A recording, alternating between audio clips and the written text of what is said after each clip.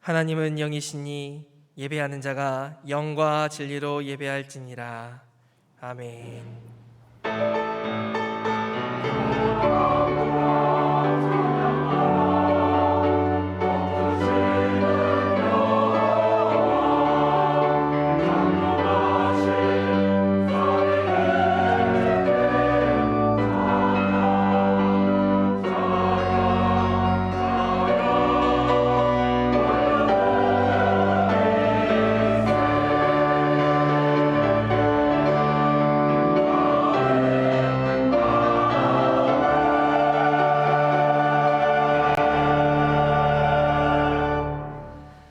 아버지 하나님 감사합니다. 복되고 기쁜 주님의 날, 사랑하는 주님의 성도들 한자리에 모여서 하나님께 예배하게 하시니 감사합니다. 하나님께서 이 예배를 기쁘게 받아주시고 예배하는 우리에게 기쁨을 허락하여 주시고 하늘 양식으로 새롭게 하여 주시옵소서. 우리의 작은 신음에도 응답하시는 예수님의 이름으로 기도합니다. 아멘. 모두 일어나셔서 찬송가 1장으로 하나님께 영광 돌리겠습니다.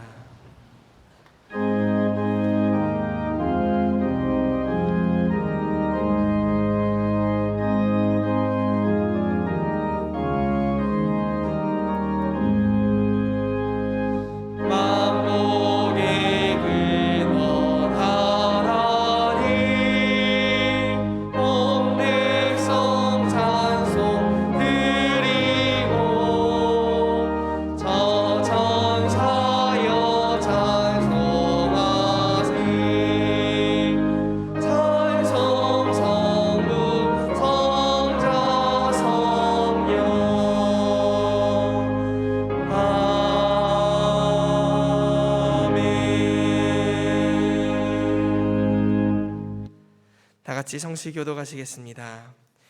여호와여, 나의 말에 귀를 기울이사 나의 심정을 헤아려 주소서.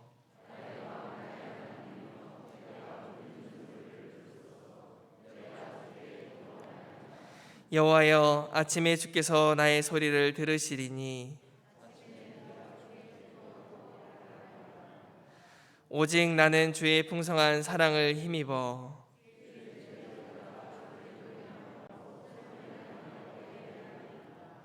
여호와여, 주의 의로 나를 인도하시고 주의 길을 내 목전에 곧게 하소서. 아멘. 사도신경으로 우리 신앙을 고백하시겠습니다. 나는 전능하신 아버지 하나님 천지의 창조주를 믿습니다. 나는 그의 유일하신 아들 우리 주 예수 그리스도를 믿습니다.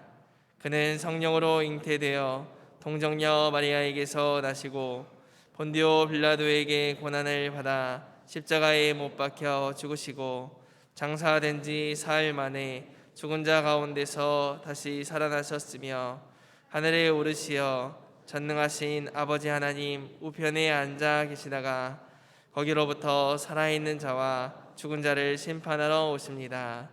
나는 성령을 믿으며 거룩한 공교회와 성도의 교제와 죄를 용서받는 것과 몸의 부활과 영생을 믿습니다. 아멘. 찬송가 43장 즐겁게 안식할 날 함께 찬양하겠습니다.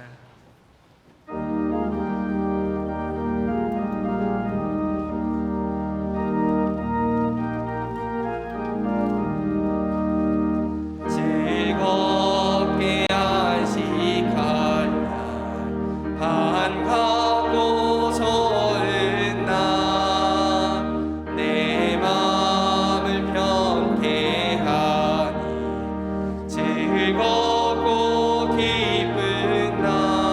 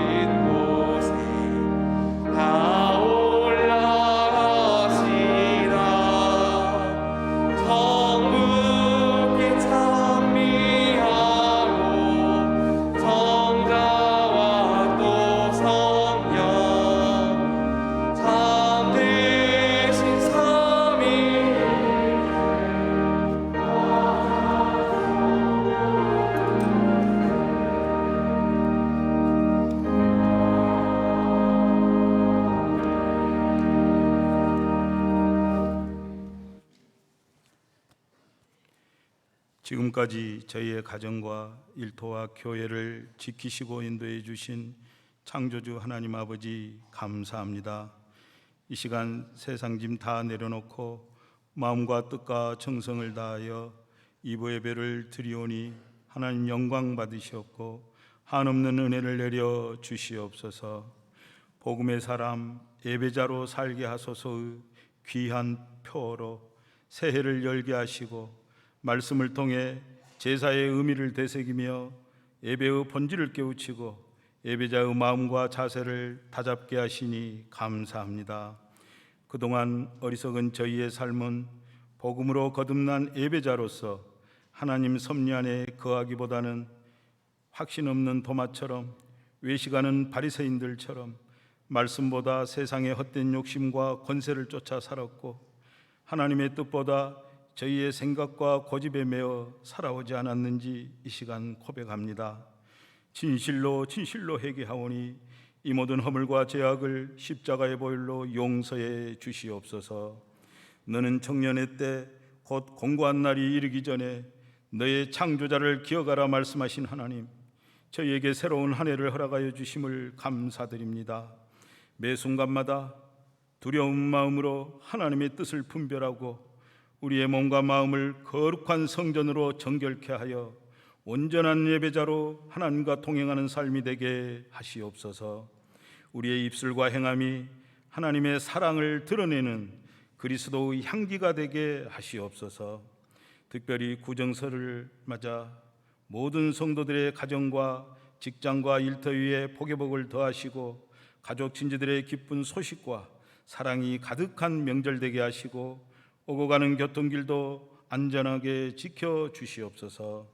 남북 간의 긴장이 완화되고 정치 경제가 안정되며 국민이 평안하고 삶의 질이 향상되게 하시며 전쟁과 다툼이 있는 세계 곳곳에 평화가 회복되고 파괴되고 오염된 창조 질서와 환경이 하루속히 회복되어 자연재해가 없는 한 해가 되게 하시옵소서.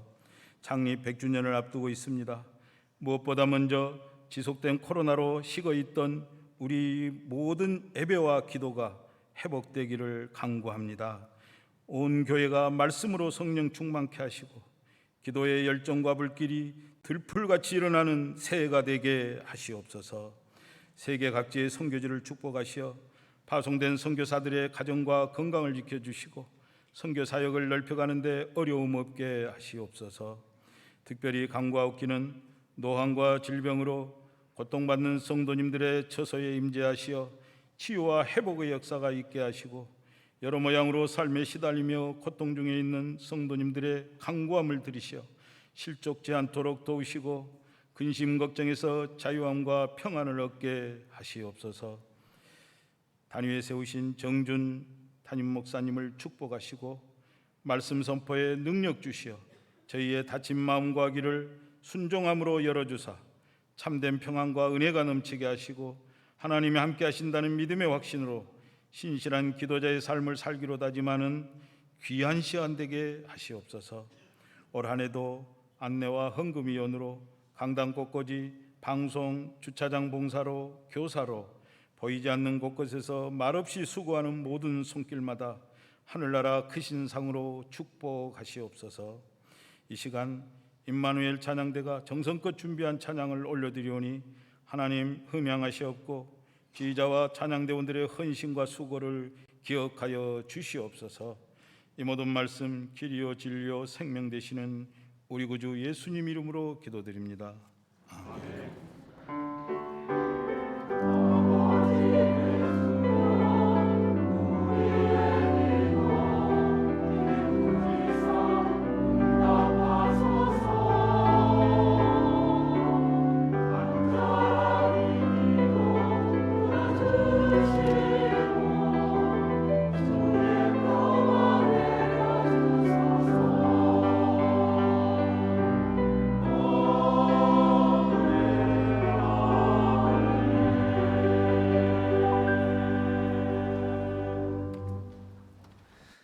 오늘 우리에게 주시는 하나님의 말씀은 마태복음 6장 5절에서 8절까지의 말씀입니다. 신약성경 7쪽에 있습니다.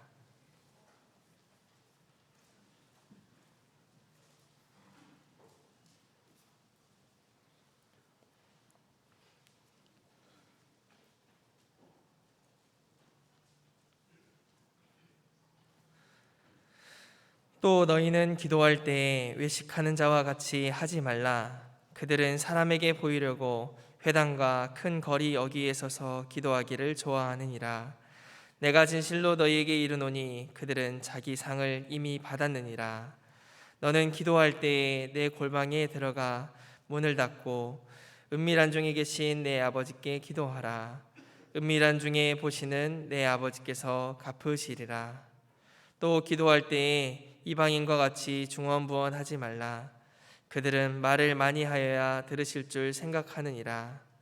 그러므로 그들을 본받지 말라. 구하기 전에 너희에게 있어야 할 것을 하나님 너희 아버지께서 아시느니라. 아멘. 하나님께서 이 말씀을 통하여 우리에게 은혜 주시기 원합니다.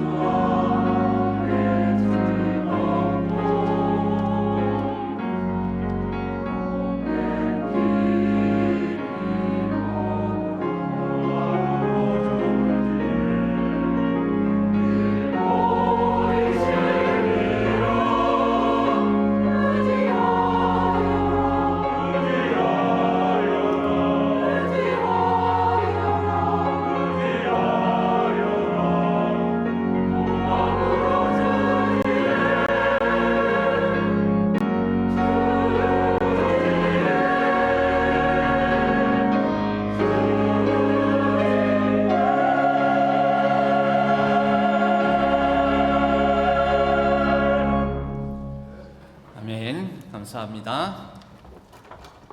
잠깐 기도하겠습니다.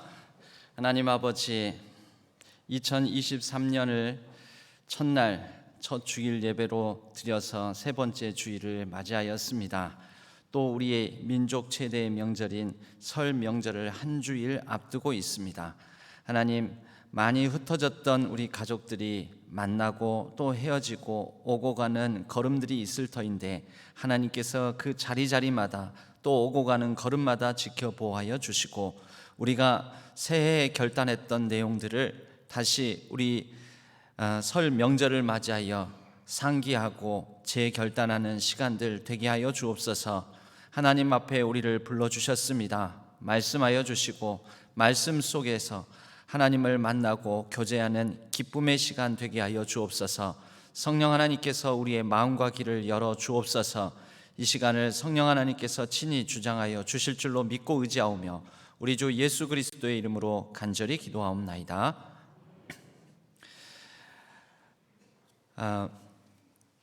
우리가 새해를 시작하면서 예배에 관한 말씀을 나누었습니다. 예배는 하나님과 우리 사이의 관계 안에서 이루어집니다. 하나님과 관계없다라고 생각하는 사람은 예배를 드리지 않겠지요. 이 관계는 일방적인 관계가 아니라 하나님과 우리 사이의 상호관계, 즉 쌍방통행적인 관계입니다. 이 예배 가운데 우리가 이루어지는 일들을 보게 되면 하나님께 우리가 우리 차원에서 우리가 드리는 게 있고 또 하나님으로부터 우리가 받는 게 있습니다. 주고 받는 관계, 바로 이런 쌍방통행, 쌍방관계가 이 예배 안에서도 상호작용이 일어난다. 우리가 이렇게 말할 수 있는데, 우리가 하나님께 드리는 것이 있죠. 무엇을 드립니까? 찬양을 드리고 또 우리가 드리는 것 중에 기도를 드린다. 이 기도를 드리죠. 그래서 이렇게 드리는 게 있고 받는 게 있습니다. 받는 게 무엇입니까? 하나님께 말씀을 듣습니다. 말씀을 받습니다. 바로 이렇게 예배 가운데 이루어지는 이러한 쌍방통행적인 관계, 그리고 이제 예배 가운데서 또 다른 차원에서 수직적으로 하나님 사이에서 주고받는 관계만 있는 것이 아니라 이제 우리가 함께 모여 서로 우리끼리 나누는 수평적인 차원에서 또 주고받는 관계 형성이 이루어지기도 합니다. 여러분, 수평적으로 주고받는 우리 사이에서 또 우리가 위로를 나누고 격려를 나누고 사랑을 나누고 이런 차원으로 나누는 또 기도가 있지요. 그런 기도가 우리가 중보적 기도라고 이렇게 얘기할 수가 있습니다. 누군가의 어려운 상황, 형편, 참으로 힘들겠다 하는 그런 사연들을 알고서 그런 사연을 가지고 하나님께 나아가는 이 기도를 통하여서 우리가 또 그런 성도 간에 서로 교통을 하지 않습니까? 우리가 이 예배에 대해서 이 5대 제사, 번제, 소제, 화목제, 속제제, 속건제라는 5대 제사를 통해 예배의 정신, 예배 안에 담겨져 있는 이 본질적인 뜻을 구약의 5대 제사를 통해서 살펴보았습니다. 그 다음에 우리가 살펴봐야 될 게, 소론을 이렇게 제가 좀 길게 설명한 이유가 기도입니다. 기도. 하나님께 드려지는 거, 우리가 예배도 드린다라고 하는데 그 예배 가운데서 중요한 내용 중에 하나가 기도. 근데 이제 기도를 얘기를 하면 예배 순서 중에 우리가 대표 기도 뭐 이런 이제 순서들을 생각할 수가 있는데, 가장 본질적이고 중요한 우리가 하나님 앞에 나아가는 이 기도는 무엇인가? 기도를 어떻게 해야 되는가? 우리가 기도에 대해서 생각하고 있는 어떤 오해는 어떤 부분이 있는가? 기도 가운데서 제일 중요한 부분은 무엇인가? 이제 이런 부분들을 함께 나누어 보았으면 합니다. 그래서 이게 한 주로 끝날 게 아니고 이번 주부터 해서 앞으로 한 3주 정도 더, 그래서 총 한 4주 정도 나름대로 계획을 잡고 있습니다. 오늘은 마태복음에 나타난 예수님께서 기도할 때에 뭐 이렇게 하라 또는 이렇게 하지 말라라는 말씀들이 마태복음 6장에 담겨져 있는데, 이 말씀을 통해서 먼저 이 기도자로서의 가장 본질적으로 중요하게 여겨야 될 부분들을 살피고, 그 다음에 요한복음 17장 대제사장적 기도라고 합니다. 예수님께서 이제 우리의 가장 하나님과 우리 사이를 화목케 하고 하나님과 우리 사이에 끊어진 관계를 다시 맺게 하시기 위해서 이 땅에 오셨는데, 그런 화해자 또 대제사장으로서 하나님께 기도를 했던 요한복음 17장의 장황한 긴 기도의 내용을 가지고 한 3주 정도 기도에 관한 말씀을 나눠 보고자 합니다. 오늘 마태복음 6장은 먼저 기도할 때는 이렇게 하지 말라, 대체적으로 금언 명령이 담겨져 있습니다. 이렇게 하지 말라. 그리고 난 다음에 읽지는 않았지만 9절에 보면 그러므로 너희는 기도할 때 이렇게 하라 하고 이제 정언 명령 이렇게 하라, 지켜라라는 정언 명령이 있습니다. 성경에 하나님께서 우리에게 가르치신 바는 크게 보면 하지 말라라는 이 부정적인 그런 표현을 사용하는 하지 말라라는 금언 명령이 있고요. 금하는 것, 하지 말라, 해서는 안 된다. 또는 지켜라, 해라라는 정언 명령, 이렇게 두 종류로 나눠져 있습니다. 그런데 무엇부터 이 하나님께서 대체적으로 말씀을 하시냐면요, 금언 명령부터 말씀을 합니다. 우리 아이들을 키우다 보면 아이들을 자라는 과정 가운데 아이들 보고 너희들 서로 사이좋게 지내야 된다, 여러분 이런 얘기는 말귀를 알아먹을 때쯤에나 하는 거죠. 처음에는 뭘 가르칠까요? 안 돼부터 가르치죠. 안 돼, 그러지 마, 못 써, 하지 말라니까, 이러면서 아이들에게 가르칩니다. 이게 뭡니까? 금언 명령이죠. 해서는 안 된다, 해서는 안 된다. 뭐 아이들 아주 갓난 아이들 같은 경우에는 이렇게 손가락을 빨면, 또는 손가락으로 이렇게 막 하다가 자기 얼굴 굽고 하니까 손싸게 싸놓고 그러잖아요. 그럼 그게 뭡니까? 그 일종의 금언 명령인 거죠. 손으로 자기 얼굴이나 이런 데를 긁으면 안 되니까, 또 손을 빨고 그러면 안 되니까 못 써, 안 돼 하면서 이런 걸 가르치는 거죠. 그래서 정언 명령으로부터 시작해서 하나님의 백성으로 살아가는, 이제 금언 명령으로부터 시작해서 정언 명령으로, 하지 말라라는 것에서부터 이제 하라. 구약은 금언 명령이 되게 많습니다. 하지 말라. 근데 신약에 가면은 사랑하라, 화평하라, 복 있는 사람은 이런 사람이다, 이제 이런 말씀들이 많이 있죠. 예수님의 가르침은 대체적으로 이 정언 명령이 많습니다. 무엇이 더 지키기 어렵습니까? 사람을 죽이지 말라. 여러분, 사람 죽이지 말라, 이거는 지키기가 그래도 비교적 쉽습니다. 그런데 형제를 향하여서 미워하는 마음도 품면 이미 사람을 죽이는 것이다. 그러므로 형제를 사랑하고 원수까지도 사랑하라. 얼마나 어렵습니까? 그렇죠? 이 나뭇잎의 잎을 함부로 꺾지 말라. 이거는 쉬운데, 환경을 잘 지키고 보존해라. 여러분, 얼마나 포괄적이고 얼마나 어려운 명령입니까? 그래서 오늘은 이 금언 명령, 즉 기도에 관해서 기도할 때는 이렇게 하지 말라라는 그 말씀을 먼저 주셨거든요. 그렇게 한 다음에 기도할 때는 이렇게 하라라고 정언 명령을 주셨다. 기도에 관한 명령도 이렇게 이루어졌다라는 것을 우리가 확인할 수가 있습니다. 그러면 뭘 하지 말라라고 그렇게 말씀하셨는가? 오늘 6절에서도 5절에서도 6절에서도 7절에서도 하신 말씀은 반복적으로 너희는 기도할 때에, 6절도 너는 기도할 때에, 7절도 또 기도할 때에, 그러니까 기도할 때에 지켜야 될 일들을 말씀하시는 거죠. 그런데 5절은 보면은 외식하는 자와 같이 하지 말라.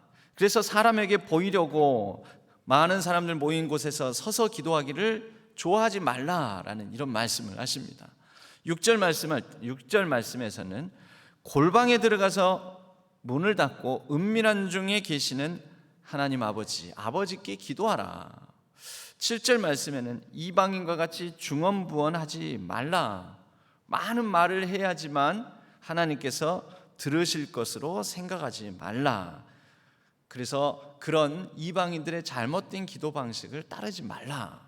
이런 말씀들인데, 여러분 이 세 구절, 크게 보면 세 구절의 말씀을 종합적으로 한 문장으로 하나로 모아서 표현하면 어떻게 표현할 수 있을까요? 기도할 때에 하나님 앞에서 하나님께 진실한 자를 가지고 나아가야 된다, 이렇게 말할 수가 있습니다. 여러분, 기도는 하나님과 나 사이에 상호작용이 일어나는 가운데 인격적이신 하나님께 인격으로서 내가 나아가는 것입니다. 기도는 인격적인 관계를 맺은 하나님과 나 사이에 소통이요 상호작용이다라고 말할 수가 있습니다. 그런데 기도를 다른 사람 앞에 내가 얼마나 거룩하고 얼마나 대단하고 얼마나 경건하고 얼마나 내가 많은 것을 가졌는가라는 것을 드러내고 인정받고자 하는 도구요 수단으로 생각하면 안 된다라는 것이죠. 당시 유대인들, 특히 바리새인들을 위시한 소위 경건한 사람들, 이 바리새라는 뜻이 나는 저들과 달라라는 의미를 가지고 있습니다. 달라, 다른 사람들, 구별된 사람들. 근데 구별이 조금 더 지나치게 되면 나를 제외한 다른 사람들에 대해서는 차별하게 되는 것이죠. 그때 당시에 이런 바리새인들을 비롯한 소위 경건하다라고 여겨지는 사람들은 기도할 때 많은 사람들이 모이는 곳에서 두 손을 들어, 그리고 다른 사람들이 듣기에 굉장히 아름답고 수사가 풍부한 그런 문구를 사용해서 하나님께 큰 소리로 기도하는 것을 즐겨 했었습니다. 그럴 때 지나가는 사람들이, 옆에서 지켜보는 사람들이 보고, 와, 기도 잘한다, 와, 멋지다, 야, 저 사람은 역시 기도하는 게 달라, 기도하는 내용도 봐, 얼마나 아름다운 그런 미사 요구를 동원해서 기도하는지 좀 봐봐, 아, 나도 저렇게 기도하면 얼마나 좋을까. 예수님께서 비유적으로 비교하신 게 있었죠. 이에 반해서 세리의 기도가 감히 손을 들지도 못하고 얼굴을 들지도 못하고 부끄러워서 그냥 고개 숙이고 그냥 내가 죄인입니다, 나는 부끄러워서 하나님 앞에 나아갈 수 없습니다. 하나님께서 어떤 기도를 받으신다고요? 오히려 이 세리의 기도를 받으신다고요.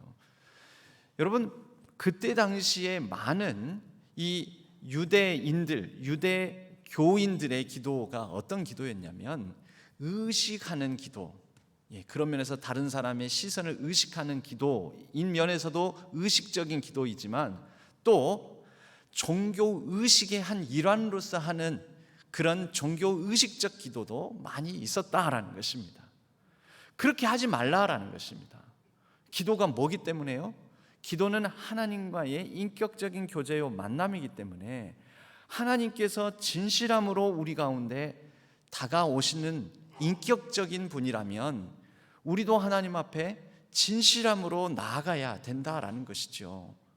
그런데 그렇게 하지 않고 자꾸 두터운 자아의 껍데기, 두터운 자아의 벽을 가지고, 그 자아의 벽을 이루는 구성 요소는 과시욕, 또 자기를 자랑하고자 하는 마음, 인정받고자 하는 마음, 내가 좀 대단하지 않냐라는 그런 교만함, 여러분, 이런 것들이 겹겹이 껍데기로 자기 자아를 둘러싼 상태에서 그렇게 기도할 때에 어떻게 하나님과 진실한 교제를 나눌 수 있겠느냐? 이것이 예수님께서 말씀하신 이 기도할 때 이렇게 하지 말라, 이렇게 하라, 이렇게 하지 말라라는 내용의 핵심인 것입니다. 마지막에 중언부언하지 말라라고 말씀하시지 않습니까? 7절 말씀에 왜 중언부언하는 걸까요? 중언부언 그 다음에 이것을 예수님께서 좀 해설을 하시면서 말을 많이 하여야 들으실 줄 생각하느냐. 말을 많이 한다는 건 뭡니까? 똑같은 내용으로 계속해서 반복해서 몇십 번, 몇백 번을 계속해서 반복해서 하는 것입니다. 그건 뭘까요? 하나님을 내가 깨부시겠다. 그러니까 하나님을 이겨먹겠다. 하나님께 내 뜻을 관철시키겠다. 그러니까 많이 얘기하는 거죠.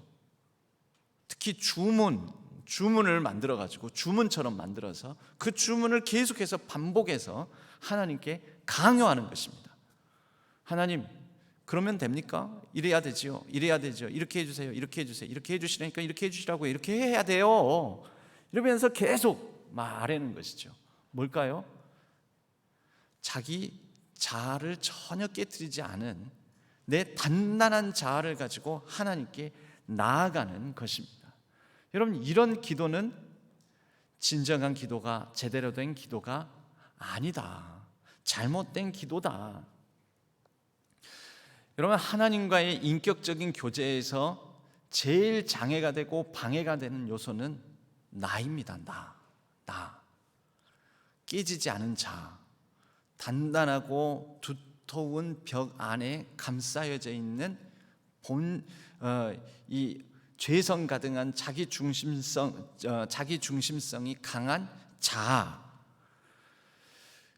창세기에 보면 하나님 앞에 이 기도하는 여러 사람들이 나오는데, 창세기에 보면은 하나님 앞에 기도가 성장하고 발전해가는 한 사람을 우리가 만날 수가 있는데, 그 사람이 누구냐면 야곱입니다. 야곱은 그 이름의 뜻에 담겨 있듯이 속이는 자, 악착같이 자기가 원하는 것은 붙들어 가지고자 하는 자, 남 뒤통수 치는 자, 발 뒤꿈치를 잡는 자. 여러분, 이게 야곱이라는 이름이 가진 뜻입니다. 그런데 그 야곱이 이제 인생의 가장 절체절명의 가장 큰 위기를 만나게 됩니다. 그것은 형 에서를 만나야 되는, 만나기 직전 그 날밤을 새면서 하나님과 씨름하는 장면, 그 장면이 창세기 32장에 나오지요. 야곱은 이 형 에서를 만날 때에도 자기 자신을 여러 가지로 층층이 겹겹이 보호하고 또 가식하면서 그렇게 형 에서를 만나고자 합니다. 소식을 듣기를 형 에서가 자기를 400명이나 되는 사람들과 더불어서 자기를 맞이하려고 한다더라. 드는 마음은 불안한 거죠. 나 죽이려고 그러나 보다. 아직도 화가 안 풀렸나 보다. 나에 대해서 형이 가진 그 분노를 이렇게 무장한 사람들과 더불어서 나의 모든 것을 빼앗으려고 하나 보다. 이런 생각을 하게 됩니다. 그런데 야곱은 이때도 꼼수를 부리죠.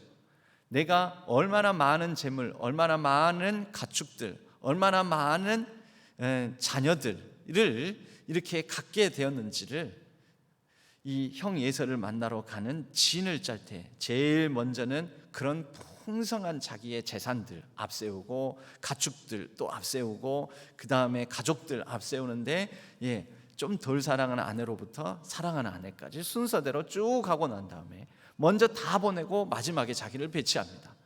이건 마지막에 남은 내가 누구일까요? 그게 자기 진짜 나입니다. 진짜 나. 앞에 세운 것들은 다 뭘까요? 가짜, 껍데기. 형 에서를 만나러 가는 이 장면에서 우리는 다 먼저 앞서 보내고 난 다음에 이 야곱이 남은 장면을 창세기 32장 24절이 이렇게 기록하고 있습니다. 야곱은 홀로 남았더니. 우리가 하나님 앞에 기도할 때는 바로 이 홀로 남았다, 하나님과 1대1의 대면의 관계로 나아가야 됩니다. 나를 둘러싸고 있는 여러 껍데기, 허울, 또 내가 가진 것, 내 명예, 모든 것 다, 여러분, 그거 나를 지켜주지 못하지요. 절체절명 그 위기 가운데서는 우리가 하나님 앞에 여러 가지 자아의 두터운 벽을 깨고 하나님 앞에 알몸으로 서게 됩니다. 그리고 알몸으로 서야 됩니다. 그것이 기도의 가장 중요한 점입니다. 우리 유일하신 하나님 앞에 나아가는, 하나님과 교제하고 소통하는 기도는 바로 나 홀로 하나님과 대면하는 그런 이 시간, 그런 기회, 그런 자리가 우리가 말하는 기도라는 것입니다. 야곱은 홀로 남았더니 어떤 사람이 날이 새도록 야곱과 씨름하다가 자기가 야곱을 이기지 못함을 보고 그가 야곱의 허벅지 관절을 치매 야곱의 허벅지 관절이 그 사람과 씨름할 때 어긋났더라. 여러분, 홀로 남아서 뭘 합니까? 여러분, 홀로 남아도 홀로 남았다 내가 내 자아의 껍데기를 다 벗어던지고 하나님과 정말 진실하게 정직하게 대면했다라고 나는 생각하지만 우리의 있는 그대로의 밑바닥 모습을 하나님께 보여주지 않는 경우가 많습니다. 그래서 기도는 일정 시간에, 오랜 시간에 일정 시간이 필요로 합니다. 우리가 기도하기가 어렵다라고 생각하는 경우가 많지 않습니까? 얼마간 기도하고 나면은 뭐라고 기도해야 될지 더 기도할 거리도 생각도 안 나고, 여러분, 그래도 나 기도할 거리, 할 제목들은 다 하나님께 말하고 해주세요 하고 내 기도 다 끝난 것 같은데, 아닙니다. 여러분, 그때부터 기도가 사실 이제 시작되는 것입니다. 기도를 할 때 우리가 뭐 해주세요 해주세요 내가 의식적으로 가지고 있는 기도를 하나님께 아뢰고 난 다음에 기도할 거 다 했다, 여러분 여기까지는 아직 여전히 내 자아를 가지고, 자아를 에고라고 합니다. 내 에고를 가지고 기도하는 것입니다. 근데 이제 다 기도, 하나님한테 할 기도 다, 기도 제목 다 미천이 다 바닥났다. 여러분 그때부터 뭘 가지고 나아가는지 아십니까? 그때부터는 이제 내 껍데기를 하나씩 벗겨내고 하나님 앞에서 침묵으로, 필요하다면 침묵으로, 때로는 그때부터 내 껍데기 하나를 벗길 때마다 올라오는 내 자아의 생 얼굴을 가지고, 본 모습을 가지고 하나님 앞에 나아가는 그런 이제 시간이 펼쳐지는 것입니다. 그런데 우리는 요 시간 되기 전에 하나님께 다 알았다, 끝, 안녕히 계세요 하고 가버리는 거죠. 그럼 자아의 껍데기가 벗겨지지가 않습니다. 기도는 최소한의 일정 시간이 필요합니다. 그 표현을 야곱의 경우에는 날이 새도록 씨름했다라고 되어 있는 것입니다. 여러분 씨름은 서로 몸이 뒤엉키게 되는 것이죠. 얼굴과 얼굴이 떨어질래야 떨어질 수 없도록 딱 붙어있게 되는 것이죠. 완전한 대면을 하게 되는 것이죠. 서로의 살냄새, 땀냄새를 맡게 되는 것이죠. 우리가 스포츠 경기에서도 이 씨름, 실제 씨름 스포츠도 있고요, 또 뭐 태권도, 유도, 레슬링 이런 종류의 1대1로 만나서 그 서로 이 뒹굴면서 이렇게 벌여야 되는 스포츠 경기가 있습니다. 처음에는 갖추죠. 서로 인사도 하고요, 딱 맞춰서 절도 있게 인사도 하고요, 도복도 제대로 딱 갖춰 있고요.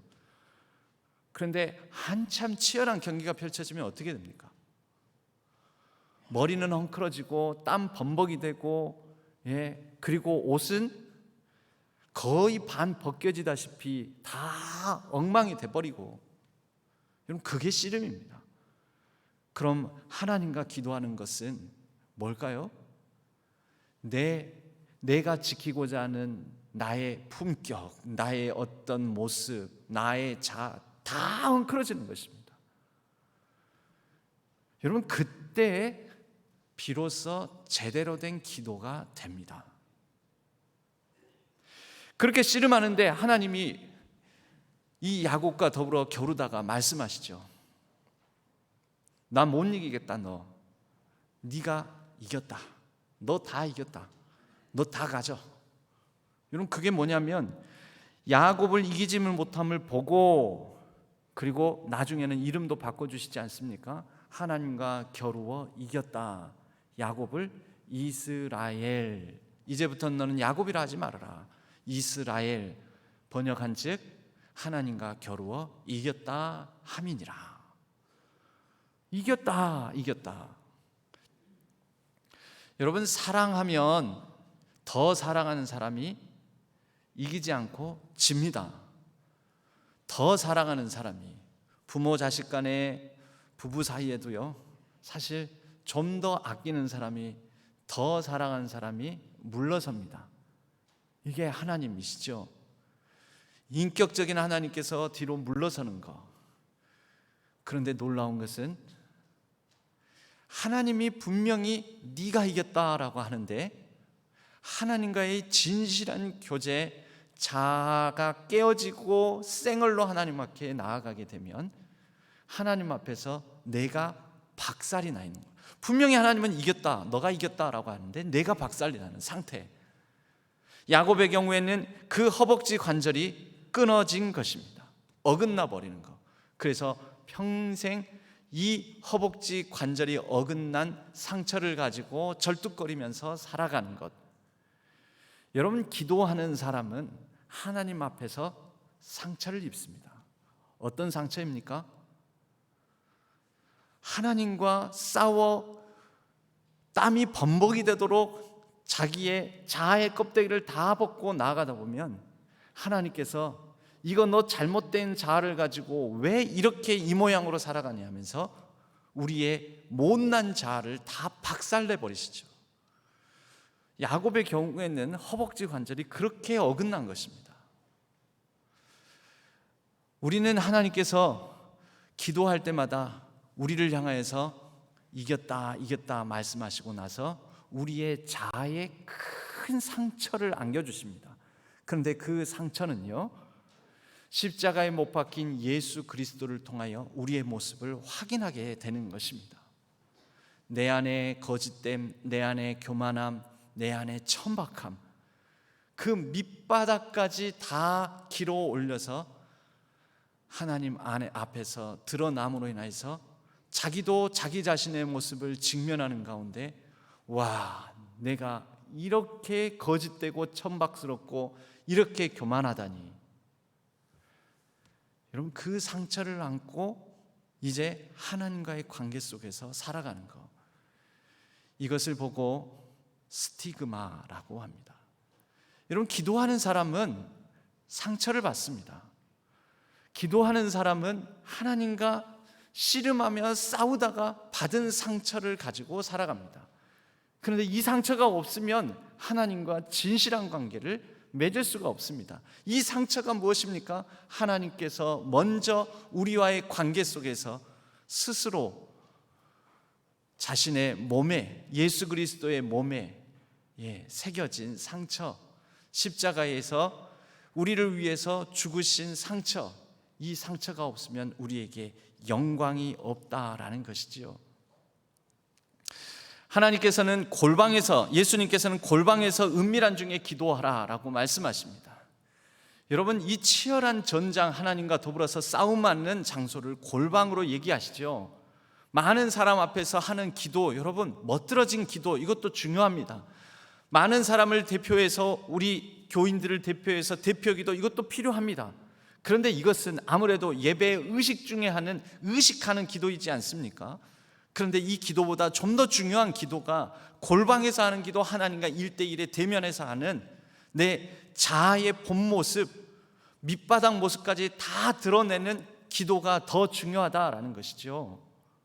모세의 경우에는 이 골방이 호렙산의 불타는 가시떨기 나무 가운데 이 골방이 이루어졌습니다.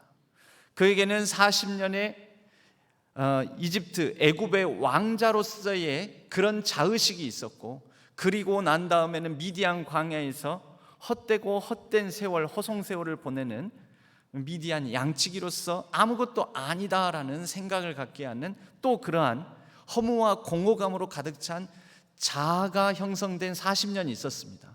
총 80년의 시간이 지나고 난 다음에 그에게 여러 자아의 껍데기들이 형성되기도 하고 벗겨지기도 하는 가운데 아무도 보이지 않는, 아무도 확인해 줄 수 없는 불타는 가시떨기 나무 가운데서 하나님과 대면하게 됩니다. 여러분, 어떻게 보면 하나님께서 모세를 만나신 이 장면이 만방에 다른 많은 사람들이 모인 자리에서 하나님과 이렇게 만나는 장면이 연출된다면 모세가 좀 더 권위 있는 지도자로 리더십을 발휘할 수 있었을지 모르겠는데, 하나님께서는 은밀한 중에 그를 만나 주셨습니다. 모세의 골방인 것이죠. 여러분, 우리에게도 이런 골방이 필요합니다. 그러한 사건, 그런 상황들이 있습니다. 신약에 보면은 예수님 앞에 많은 대중들 무리 가운데에 예수님께서 둘러싸여 있는데, 오랫동안 병 고침을 받지 못하여서 자신의 재산을 다 낭비하고, 그리하여 좌절감, 한숨, 또 자신의 이런 몸을 가지고 사람들에게 질시와 조롱, 모욕을 당하는 그런 삶을 살아간 아픔 많은, 함 많은 여인이 엉금엉금 기어서라도 그 대중을 해치고 예수님의 옷자락을 살짝 만지는 일이 있죠. 12해 동안 혈루증으로 고생한 여인이 예수님의 옷자락이라도 만지면 그래도 무슨 일이 있지 않을까라는 마음으로, 아무도 모릅니다. 누가 옷자락을 만졌는지. 예수님도 지금 내 능력이 나갔는데 누가 내 옷을 만졌느냐. 아니, 사람이 이렇게 많아서 밀고 당기고 하는데 누가 알겠습니까? 그런데 아니다 하고 보니 여인이었습니다. 여러분, 그때 그 여인은 다른 사람이 알지 못하는 가운데 자기의 있는 모습 그대로 예수님을 만나는 골방이 그 자리에서 이루어진 것이지요. 우리가 이 말씀을 대하면서 골방을 생각하면 기도할 때는 나의만의 특별한 기도의 장소, 공간이 있어야 되는구나 이렇게 생각하는데, 여러분, 이 골방은 꼭 그런 특정한 장소를 말하는 게 아닙니다. 우리의 인생의 시기 가운데 우리의 삶에 하나님과 나만이 은밀하게 또 깊이 있게 사랑하는 관계 속에서 만날 수 있다면, 여러분, 그 상황, 그 시간, 그 장소가 골방이 되는 것입니다. 사랑하는 연인들끼리는 자꾸 우리 둘이 별도의 어떤 시간, 별도의 다른 사람 방해받지 않는 그런 장소를 찾아서 데이트를 합니다. 그런 데이트 장소인 것이죠. 그런데 그렇게 사랑하는 사이끼리의 특징이 있는데, 사랑하는데 자주 싸웁니다. 서로 악착같이 서로가 서로를 맞춰가는 그런 기간, 시간들을 지나게 되는 것이죠. 부부 사이도 많이 싸웁니다. 부모 자식 간에도 많이 싸웁니다. 야곱도 하나님과 싸웁니다. 모세도 하나님과 싸웁니다. 모세가 하나님과 싸우는 장면, 출애굽기 32장에 보면은 금송아지 사건으로 인해 가지고 하나님께서 이제 내가 이 백성을 떠날 것이다, 이 백성 내가 책임지지 않을 것이다 할 때, 모세가 하나님께서 떠나시면 이 백성 어쩌라고요? 나보고 어쩌라고요? 내가 뭘 할 수 있다고요? 하나님께서 이 백성 다시 인도하소서, 나는 책임 못 집니다 하면서 하나님께 싸웁니다. 아브라함이 하나님과 싸웁니다. 하나님, 소돔과 고모라를 멸망시키겠다고요? 의인이 있는데도 멸망시키겠다고요? 50명 있는데도, 40명 있는데도, 30명 있는데도, 20명 있는데도, 10명 있는데도 싸웁니다. 여러분, 기도는 한편으로는 또 다른 싸움이라는 것이죠. 예전에는 동네에 가면은, 시골 마을에서, 저도 시골에서 자라는데 시골 마을에서 보면은 부부 싸움을 하다가 저작거리까지 나와가지고 그 싸움이 확전돼가지고 아이고 나 죽겠네 이런 분들이 꼭 있었습니다. 그러고 나서는 이렇게 외치는 거죠. 나 죽여라 막 이렇게, 나 죽여라 막 그러면서 이렇게 하는 그런 아주머니들이 꼭 한 분씩 있었습니다. 그 싸움이 밖에까지. 여러분, 그 밖에까지 나오고 그 창피한 짓을 왜 하는 것이죠? 그때 자기를 감싸는 어떤 껍질들이 있을까요? 없습니다. 그냥 있는 모습 그대로. 그렇다면 기도가 바로 하나님과 더불어서, 하나님, 차라리 날 죽여주세요.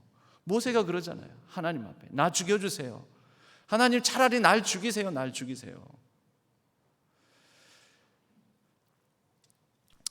그렇게 하나님과 더불어 자기의 밑바닥 다 드러냈고 자아의 본 모습 다 드러냈고 싸우다가 그 안에서 깊이 있게 기도하다가 십자가를 통하여 자기의 모습 확인하게 되는 것. 여러분, 우리가 다른 사람 앞에서 모임 중에 대표 기도로 이렇게 하는 기도를 나의 기도 생활의 전부로 여기면 큰일 납니다. 우리가 진짜 해야 될 기도는 하나님과 나 사이에 가로막는 것이 전혀 없는, 자아의 껍데기와 두터운 벽이 다 제거된, 그러면서 하나님과 더불어 때로는 다투고, 때로는 하나님 이러셔야 되겠습니까? 어쩌면 좋겠습니까? 죽겠습니다. 차라리 날 죽여 주옵소서라고까지 얘기하게 되는 그런 상황과 장소, 시간을 충분히 갖는 것, 여러분, 바로 그러한 골방의 기도가 우리로 하여금 하나님 안에서 우리를 살게 하는 기도다라는 것입니다. 다윗도 하나님 앞에서 골방을 체험합니다. 하나님 앞에 은밀하게 자기 자신을 내어드리면서 시편 51편 밧세바와의 간음 사건을 들키고 난 다음에 자기의 생얼굴, 자기의 밑바닥의 모습 다 들키고 나니까 하나님 앞에 시편 51편으로 기도하며 이렇게 말씀하죠. 하나님께서 구하시는 제사는 상한 심령이라 하나님이여 상하고 통회하는 마음을 주께서 멸시하지 아니하시리이다. 여러분, 십자가로 말미암아 십자가 안에서 내 자신이 박살나는 것, 그런데 하나님은 분명 우리에게 얘기하십니다. 너가 이겼다. 그런데 우리 안에는 박살난 자아가 박살나는 경험을 하는 것, 상한 심령, 통회하는 마음, 이 깊이까지 하나님과 1대1의 기도 속에서 깊이까지 내려가는 것, 여러분, 그것이 예수님께서 우리에게 가르쳐 주신 인격과 인격이 만나는 본질적인 기도다라는 것입니다. 결국 우리에게는 십자가 없이 온전한 기도가 이루어질 수가 없습니다. 십자가를 통해서 깨어지고 부서지고 망가진 나를 확인하는 그런 관계 맺음, 새로운 관계 맺음이 없이는 온전한 기도도 없고, 바로 이런 십자가를 통한 기도하는 사람들, 기도자가 없이는 온전한 교회도 이루어질 수가 없고 온전한 신앙생활도 이루어질 수가 없습니다. 사랑하는 우리 신안의 성도님들, 먼저 누군가를 위해서, 우리 가족을 위해서, 또 누군가를 대표해서 앞서서 많은 사람 앞에서 기도하기 이전에 하나님 앞에서 진실된 나를 드러내고 십자가에서 철저히 부서지고 깨어진 나의 본 모습을 확인하며, 때로는 하나님 앞에 땀냄새 범벅이 되도록 서로 대면하여 나의 밑바닥 모습까지도 다 드러내므로 십자가에 못 박히신 예수를 통하여 내가 얼마나 거짓되고 내가 얼마나 교만하고 내가 얼마나 천박한지를 확인하는 그런 과정으로 인해 하나님과 더욱더 깊이 있는 친밀한 관계를 맺어가는 우리 모든 성도님들 되시기를 바랍니다. 그런 기도자가 우리 신앙교회에 많이 세워질 때, 그런 기도자들을 통하여 기도에 풍성한 교제가 일어나고, 또 풍성한 교제의 은혜가 우리 교회 가운데 임하여 하나님과 더욱더 복된 관계를 맺어가는 귀하고 십자가가 있는 교회 되어 갈 줄로 믿습니다. 기도하겠습니다. 하나님 아버지, 우리의 기도를 점검해 봅니다. 내가 누군가를 대표해서 누군가 앞에서 나를 드러내기 위함이 아닌, 철저히 하나님 앞에서 낮아지고 깨어지고 부서지고, 그런 가운데 하나님으로부터 네가 이겼다라는 그런 승리를 선언받되, 그러나 우리에게는 내가 얼마나 천박하고 얼마나 거짓되고 얼마나 교만한지를 확인함으로 우리의 본 모습을 드러내므로 하나님과 더욱더 깊이 있는 친밀한 관계를 맺어가는 온전한 기도하는 삶, 기도하는 생활, 기도자가 될 수 있도록 도와주시옵소서. 그리하여 온전한 기도자들로 인하여 우리 교회가 십자가가 있는 교회 되게 하여 주시고, 그렇게 하나님과 친밀한 관계를 맺어가는 복된 교회가 되게 하여 주옵소서. 의지하옵고 우리 주 예수 그리스도의 이름으로 간절히 기도하옵나이다. 아멘. 찬송가 420장 너 성결케 위해 함께 찬양하겠습니다.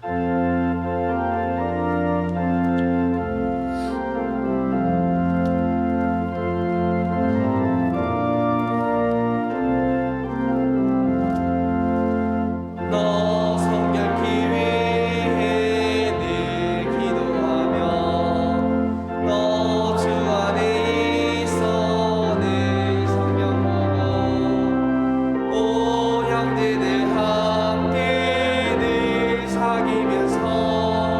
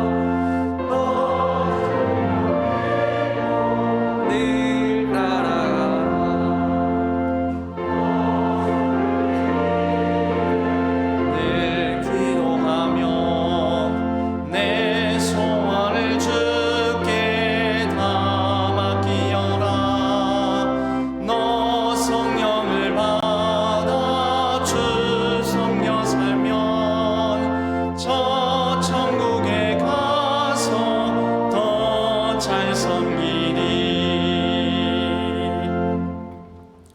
하나님 아버지, 우리에게 주신 것 가운데 마음과 정성과 뜻을 다하여 구별하여 주일헌금으로 11조헌금으로 선교와 비전헌금으로 이사 감사와 생일 감사와 퇴원 감사와 수술 감사와 범사에 감사함으로 각가지 감사의 제목을 담아서 또 목적 헌금으로 하나님 앞에 이 예물을 올려드립니다. 기쁘게 받아 주시옵고 하나님의 뜻 가운데 아름답게 쓰여지는 귀한 예물 되게 하여 주옵소서. 우리의 삶을 하나님께서 늘 지켜주시고 가정과 자녀 손을 복되게 하여 주심으로 형통의 걸음을 걷게 하여 주옵소서. 심신이 연약한 우리 환우들도 많이 있습니다.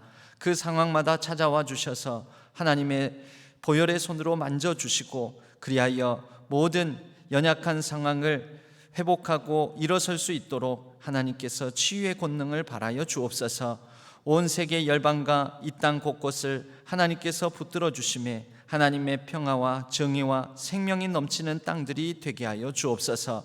이 나라의 모든 남북 간의 긴장 가운데 간섭하여 주시고 또 여러 가지 경제적으로 눌리고 혼란스러운 가운데 하나님께서 함께하여 주셔서 많은 어려움들을 잘 극복해 나가게 하여 주시옵고 위정자들에겐 지혜와 분별력을 더하여 주시며 겸손하게 온 국민들을 섬길 수 있도록 인도하여 주옵소서. 이 땅에 온전한 평화와 번영이 깃들 수 있도록 축복하여 주옵소서. 우리의 일상 걸음걸음 위에 같이 하여 주시고 이제 명절을 맞아 많은 가족들이 모이고 흩어지고 오고 가는 발걸음이 있을 터인데 그 자리마다 걸음마다 하나님께서 선하게 역사하시고 아무런 사건 사고가 없게 하여 주옵소서. 감사드리옵고 우리 주 예수 그리스도의 이름으로 간절히 축복하옵고 기도하옵나이다. 아멘. 교회 소식은 주보를 참조해 주시기 바랍니다. 오늘 저녁 예배는 여전도회 주일을 맞아 여전도회 연합 헌신 예배로 드려지게 됩니다. 다음 주일은 설날입니다. 설날 당일인데요. 그날은 우리가 4부 예배가 청년 예배인데 3부에 청년부와 함께 드리는 예배로 3부 예배를 드리겠습니다. 그때는 청년 찬양팀이 찬양하면서 찬양과 함께 시작하여서 1, 2부하고는 조금 다른 순서로 예배를 드리도록 하겠습니다.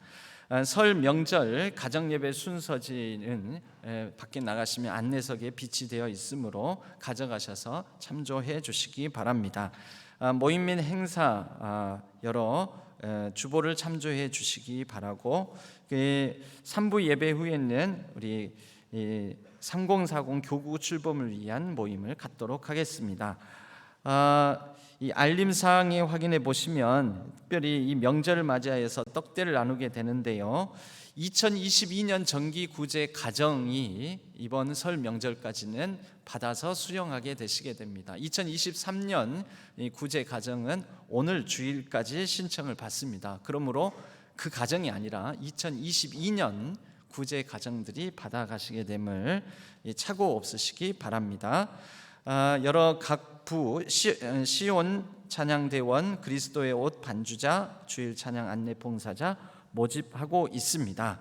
또 친교실에 가시면 오늘 여전도회에서 설 명절 용품을 이렇게 판매하고 있으니 또 이렇게 참고하셔서 이렇게 가져가시기 바랍니다. 거저 가져가시면 안 됩니다. 예. 오늘 여러분들께 소개해드릴 분이 있습니다. 저희 교회 수요일 날 잠깐 인사를 드리긴 했었는데요. 우리 부목사님으로 부임하시게 된 김대승 목사님, 그리고 그 가족 유세양 사모님, 그리고 김희민, 김아림 두 자녀, 중학교 1학년 올라가는 아들과 초등학교 4학년 되는 딸, 이렇게 네 가족 여러분들에게 인사드릴 때 여러분들께서 큰 박수로 환영해 주시면 감사하겠습니다.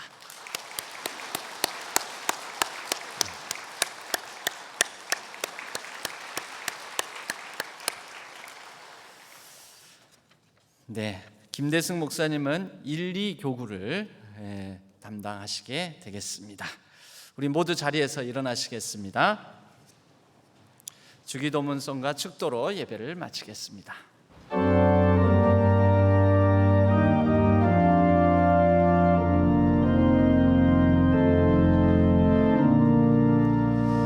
하나님